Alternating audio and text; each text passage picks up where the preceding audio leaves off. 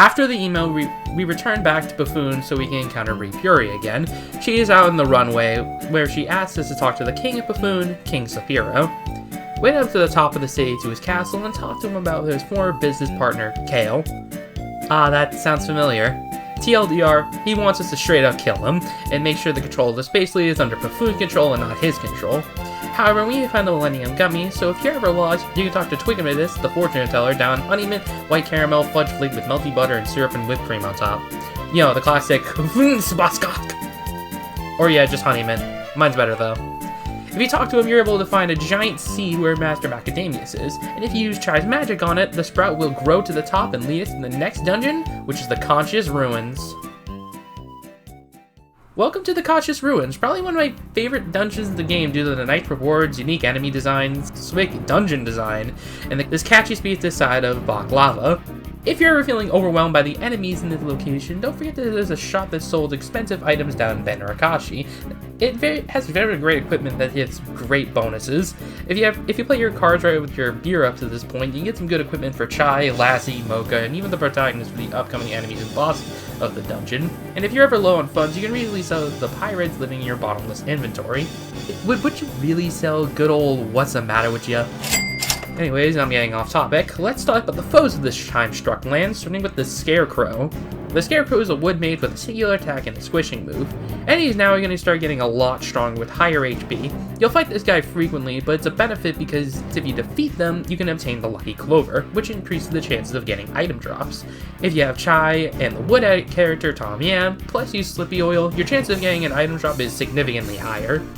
Then we have the many wind enemies present here, like the Feathervane. The Feathervane only has a singular attack and shooty bow, but the main interest is if you use a wind spell or a simple physical attack, the Feathervane will turn around, forcing them to waste a turn turning back around, making these guys quite easy, although they're quite fast.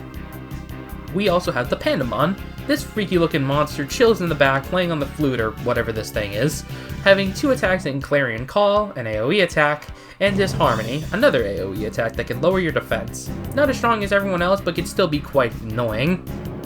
The outside area has some special type enemies that are not present inside, and they can be easy to miss, like the Angel there. These guys are quite powerful, though they only have 1 attack in a single sweep, which can do quite a lot of damage. Thankfully, they're very easy to avoid due to the outside portions being quite small in length, though if you're ever running low on sugar stars, these are your guys. The last enemies outside is the Horus. They have 2 moves they can use, a Somersault attack and a magic move in Healing Wing, which can be quite annoying, but since these guys are so fast, they like to use Healing Wing on the first turn, which will do absolutely nothing. It's kind of funny there. The Shy Clone makes an appearance in the second half of the dungeon. This one is a Wind Mage with an AoE version of Wind Talon, which can do quite a lot of damage, especially to Mocha. They also have an attack called Soul Hunter. Cool name and nice animation which strikes the front row characters. It's possible to block with all of it. Probably the hardest wind enemy in the dungeon, but he should still be no problem. Finally, the last enemy in the dungeon is the Phantom Jar, a dark mage that stays in the back row that can deliver a nasty, crippling BO to attack everyone, and even more the dangerous, suspicious smirk. Don't make the joke, you're above that. Don't make the joke, you're above that. Don't make the joke, you're above that! I can curse you if you get unlucky. These guys have high defense and spirit, but either a light mage or a sparkling bomb can handle them quite easily. When you're going through the ruins, this place can actually be quite simple, though annoying is the better word to go for. Considering the majority of the time you're either going to be seeing apparitions of the past with Madeline, or you're going to be constantly running into enemies over and over again. But there are some items you can pick up around here. After seeing Madeline's illusion for the first time, you'll head down the straightaway and go up the right ladder for 5,000 Bira. Going up the first outside portion with the campfire pit will present you with a chest below behind the entrance for 5 blue frogs. In the second inside, there's a ladder going up or down. Head down the down one and find a Marty mask inside of the chest. Going up the ladder to the next outside portion will find you an old Hero 4 General Knucklestorm.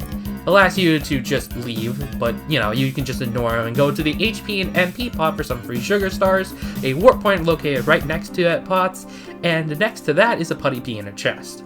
And if you head down the southwest of the floating island, you'll find 3 Undizzy Tails. Head down the long third interior portion, and don't be fooled by the random ladder going up. This leads to absolutely nothing. I don't know what it's used for. But save your game down at the bottom portion before the ladder goes up, because Bri Puri will stop you in your tracks, but yeah, 5th verse, same as the first. You have another boss fight. The fight against the Space Police gal could either be a war of nutrition, or it could be quite a cakewalk. Her main gimmick is that she's fast! And capable of outspeeding your whole team, hitting twice in a row. Her signature attack is called Cyclone Waltz, an unblockable attack where she throws you up with 2 wind talons and thrusts you up to the sky, and forms a tornado that whisks you up far into the heavens. She always does this turn 1. She can occasionally throw 2 people up in the sky, though it's quite rare. If there's only 1 person available in the front row, she'll start randomly attacking the back row, and after a handful of turns, like 10 attacks or so, you'll fall down to the ground and take damage when you land.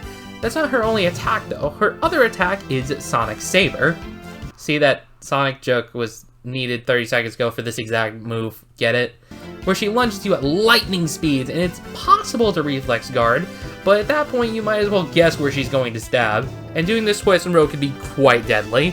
She also has some magic, like an AoE version of Wind Talon, which can do a lot if unprepared, and especially if it's used twice. And of course, Celestial Swap, though again, it's quite rare for her to use something like that. So for strategies, you have 2 varying degrees of options. Both are with the best boy Chai, getting revenge after getting trapped. You know, that lucky bastard. Option A is putting Chai in the front row with the wood plan line, and since he's probably the fastest, get some great damage around 4,000 to 6,000 with them jams. Unfortunately, you have a 1/4 chance to be thrust up into the sky. If you lose that 1/4, it's a lot more risky due to not having defensive options, not beating the battle as quickly. Or the safer option is option B, is putting Chai in the back row for more defensive plays like parsley walls and minty freshness to outright their constant barrages. Then use Briar Patches to slowly chip her at health. You might even get her Thorn, which can do 1,000 damage a pop every time she attacks. It's slower, but safer. As for the rest of the team, Lassie should always start with Mother's Nest, then resort to healing with worms and frogs. And if things get a little dicey, start using Healing Wings. Sorbet should alternatively use Sparkling Shield to start the turn. This will defend against any relatively weak Wind Talons, at least 2 to 3 with each of the party members. Not powered up, of course. The Pro Tag and Pico should hopefully be on the ground and powered up to add on additional damage, and Mocha should just either be light ship damage or additional support with items, or use Celestial Swap. Otherwise, he's just a damage sponge. Once her health bar is depleted, you'll get the airy sleeves for Lassie to wear before she really tries to end you, but thankfully, Knuckle Storm comes in to save our butts from her attack. She again gets sad and tells us to turn back now, but, you know, like father, like daughter, let's just ignore her sadness and continue trekking forward. Once we head up the ladder, we see Madeline talking to Kale about the stolen wizards, and Kale says some things about they're just food for worms. You know, that's not creepy at all. But then Mocha just tells us that these are just mirages. Anyways, head east to find a set of 3 ladders. If you head up to the one on the right one, it will lead you to a lone Wakey Tail, and the ladder on the left will nav you a Putty Pea in a chest. Head down the last ladder for progression. After the extremely long corridor, you'll see another illusion of Madeline and Beak Fowler fighting. You'll find nothing else in this area though. After you head up the ladder, you'll find another set of 9 ladders, and 8 of them lead back to the start of this area. The right one to go up is the 3rd one on the left. After that, will lead to the last outside area with an HP pod and an MP pod, and of course, more sugar stars. You know what that means, save your game and head inside to find a lone gummy worm hole. Then Knucklestorm heads in, and well, it's the end of areas, so another boss should show. Oh my goodness! That's not a... Yeah, this is just a winged potato with 6 eyes, and he's trying to kill Bree.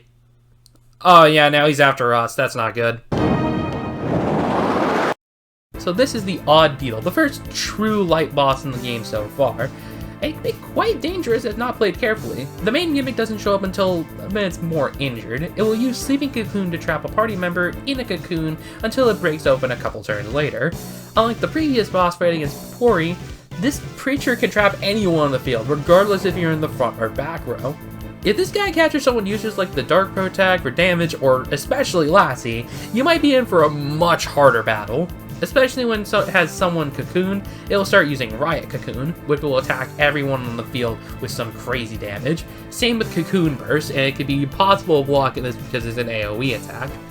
Other than that, the only other attack he has is Binding Sickle, which can be guarded quite easily if you use the timing simple attacks. Honestly, strategies can be quite diverse depending on who gets captured.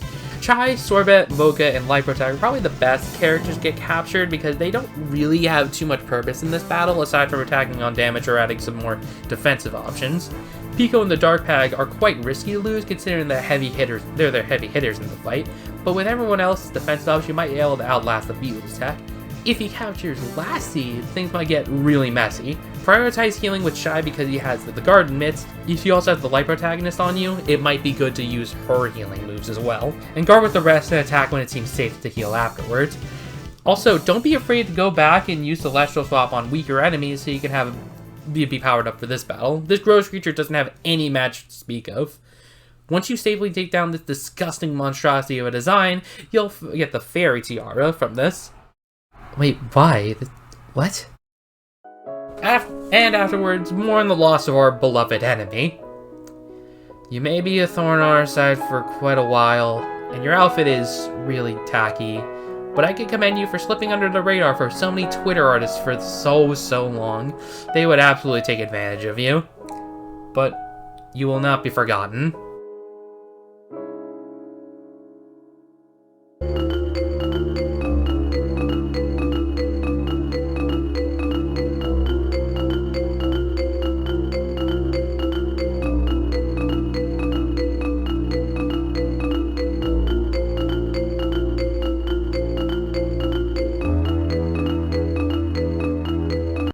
Oh wait, she's revived. Wait, how? What? Okay, that's the... Thank you. Let's just get the Millennium Gummy then.